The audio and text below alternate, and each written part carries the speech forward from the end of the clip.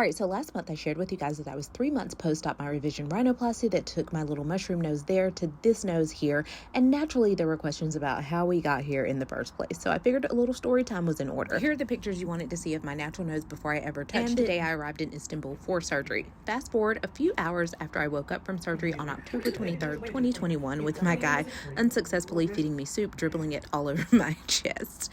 This is right before I left the hospital. Now fast forward to 4 days post-op. Now, as you can see, I have some extreme swelling because I also had an eye lift along with my rhinoplasty to correct some ptosis, but I was in good spirits, went out and had tea, saw the city, and, everything was going well until we got to the appointment 6 days post-op where they were removing the nose retainer, and I noticed that there was some blackness and crusting, to which my doctor applied some antibiotic powder and assured me it was fine for me to fly home. So I did.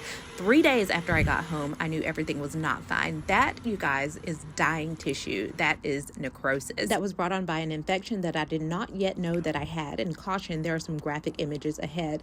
That infection caused my cartilage grafts to start seeping out along with pus. Those little granules are cartilage grafts. So a lot happened between here and there. I started to see a wound care therapist, and they gave me medications that helped to salvage the tissue at my nose so that it would actually heal and I wouldn't lose my nose. And by December 2021, this is what I was left with. Pretty deformed nose, but it was still on my face, so I was grateful for that. It took me 4 years to work up the nerve to go back to have my revision surgery. I'm lucky that I had a doctor who stayed in contact with me and performed my revision surgery for me pretty much free of charge. And this is me today, 4 months post-op with a normal looking and normal functioning nose. The scar is still healing and it's getting better every single day.